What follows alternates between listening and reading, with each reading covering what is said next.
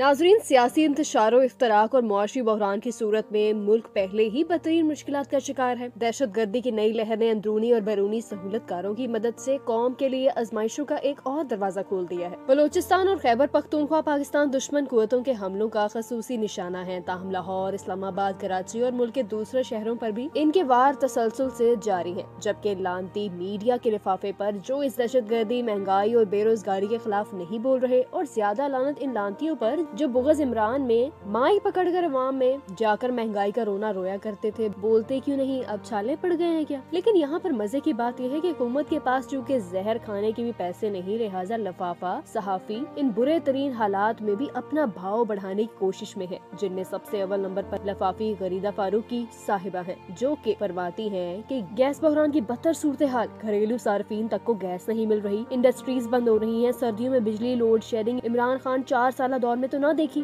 अब सर्दियों में भी बिजली लोड शेडिंग का अजाब, गजाई महंगाई, आटा दाल चावल कीमतों में 60 से 80% इजाफा हुआ है, दहशत गर्दी, गवर्नेंस का बुरे से बुरा हाल है। गरीदा फारूकी साहिबा, आपको आज लिफाफे मिल जाएं, आपने आज ही लोड शेडिंग महंगाई को भूल जाना है, क्योंकि महंगाई एक बहाना है, लिफाफा असल निशाना है। अब आपके मुंह से ये बातें अच्छी नहीं लगती, अब खुद को झूठी तसल्ली देने से कोई फायदा नहीं होगा। मुल्क को मुआशी दहशत गर्दी में धकेलने वालों को सपोर्ट करने में आप सब बराबर के शरीक रहे हो। इन गरीबों की सोच जो 30-40 हजार में महीना घर चलाते हैं, तुम्हारा एक लफाफा क्या लेट हो गया? तुमने इतना सारा सच एक दफा बोल दिया, अब नहीं खजाने में पैसे, सारे चोरों ने लूट लिए, तो कहाँ से दे लफाफे? तनख्वाह पर गुजारा करो, अपने शौहर से फोन पर मामला हल करो, घर की लड़ाइयाँ ट्विटर बाहर न लाओ। ये अजाब वही है जिसके लिए आपने दिन रात इनकी चापलूसी की और इमरान खान पर कीचड़ उछाला। अलबत्ता इन बातों से आपकी रेपुटेशन तो बहाल नहीं होगी, क्योंकि पता करवाओ किसी ने ये अकाउंट हैक तो नहीं कर लिया, इस माँ का लिफाफा नहीं मिला क्या? जब पाकिस्तान टूट रहा होगा तो ये लिफाफे तब भी तारीफ कर रहे होंगे कि कितनी खूबसूरती से टूट रहा है। अगर ये अकाउंट हैक नहीं हुआ तो जरूर लिफाफा लेट हुआ है,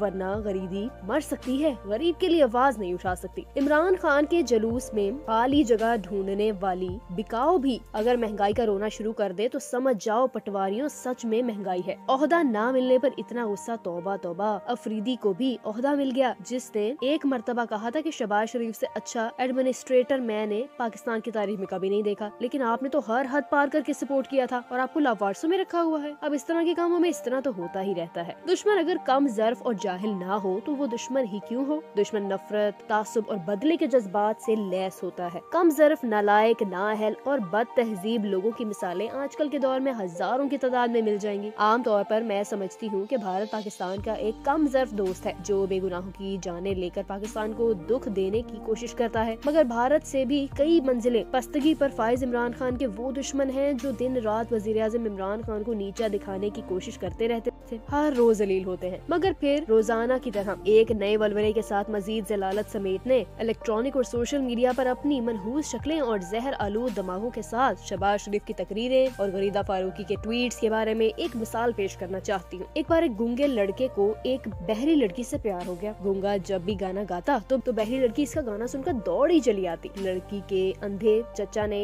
इन दोनों को प्यार करते देख लिया। इसने जाकर लड़की के बाप को बताया। लड़की का बाप दोनों टांगों से माजूर था। बेटी के बारे में ऐसा सुनकर उसने फौरन अपनी साइकिल पकड़ी, साइकिल पर किक मारी और साइकिल 150 की स्पीड से भगाता हुआ इस जगह पहुंच गया। वहां पहुंचते ही इसने जेब से खंजर निकाला, 2 फायर किए, तीर जाकर लड़के के दिल में लगे। इसकी बेटी लहूलुहान होकर वहीं मर गई। जब आप शहबाज शरीफ की तकरीरें और गरीदा फारूकी की तहलका खेज ट्वीटों पर यकीन कर सकते हैं तो मेरी इस कहानी पर भी यकीन कर ले। ये हकीकत सब पर आया है कि सियासतदानों ने माजी के तल्ख तजुर्बात से कुछ नहीं सीखा और बाहमी कशमकश से मुल्क को तबाही के दहाने पर पहुंचा दिया है। जो गलतियां माजी में और बार बार करते रहे वही फिर से दोहरा रहे हैं। अपनी अपनी सियासत के लिए, अपने अपने जाती और सियासी मुफादात के लिए मुल्क को डिफॉल्ट के खतरे तक ले आए हैं। सबको नजर आ रहा है कि मुल्क दिवालिया होने की राह पर गामजन है, लेकिन अब भी जो करना चाहिए वो नहीं किया जा रहा। इमरान खान कहते हैं कि 1-2 माह मामलात इसी तरह चले तो पाकिस्तान डिफॉल्ट कर जाएगा। हुकूमत के अंदर भी इस हवाले से बड़ी परेशानी पाई जा रही है। कुछ लोग उम्मीद लगाए बैठे हैं कि सऊदी अरब से कोई 2-4 अरब डॉलर मिलने वाले हैं, लेकिन क्या इससे मसले हल हो जाएंगे? माना कि इससे डिफॉल्ट का खतरा चंद 1 माह के लिए मजीद टल जाएगा, लेकिन हमारी मुआशी हालत मुस्तहकम होने के कोई आसार नहीं है। इसहाक डार का तजुर्बा भी नाकाम होता दिखाई दे रहा है। इसहाक डार की पाकिस्तान तशरीफ आवरी से कबल ही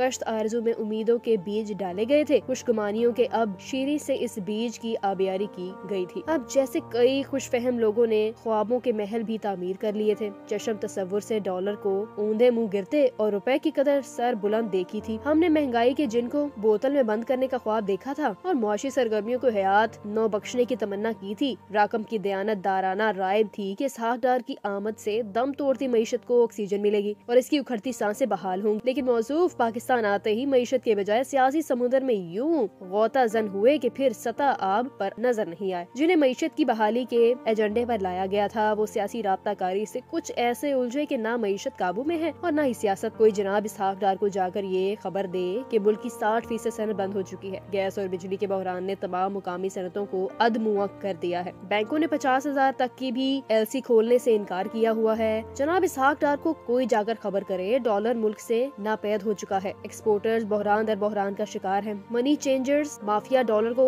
जखीरा करके अफगानिस्तान के रास्ते बैरून मुल्क स्मगल कर रहा है। रोजमर्रा की अशिया जरूरिया और जान बचाने वाली अद्वियात मार्केट से गायब कर दी गई। पैरासीटामोल, इंसुलिन और इस नौयत के जरूरी अद्वियात तक मार्केट में मौजूद नहीं। एक मोबाइल कंपनी के 10,000 टावर्स बराए फरोख्त हैं। टोयोटा ने अपना स्टाफ कम कर दिया है और पार्ट्स दस्तयाब न होने की वजह से फैक्ट्रियां बंद कर दी गई। कराची पोर्ट कई जहाज लंगर अंदाज हैं। सैकड़ों कंटेनर्स का सामान पोर्ट पर पड़ा हुआ है। ताजरों का अरबों रुपए का सरमाया अटका हुआ है। कंस्ट्रक्शन का काम तकरीबन बंद है। मजदूर बेरोजगार हैं, लेकिन हमारे हुक्मरान सैलाब पर सियासत कर रहे हैं। पंजाब असेंबली की बहाली के मामले पर घंटों कानूनी निकात पर बहस की जा रही है। इस नाजुक सूरत हाल में दहशतगर्दी का अफरियत एक मर्तबा फिर सर उठा रहा है। इस्लामाबाद में खुदकुश धमाके ने खतरे की घंटी बजा दी है। बन्नू में CD हेडक्वार्टर में 5 दिन तक आग और खून का बेईमाना खेल खेला जाता रहा। यूँ लगता था कि जैसे बन्नू पर गैर मुल्की अफवाज ने हमला कर दिया है। सुबह खैबर पख्तूनख्वा में टारगेट किलिंग के वाकयात में तेजी आ गई है। शुमारी वजीरिस्तान में जहाँ पाक फौज ने कीमती जानों की कुर्बानियाँ देकर अमन और अमान बहाल किया था, वहाँ ताजुर कत्ल किए जा रहे हैं। अंदरी हालात फवाद चौधरी ने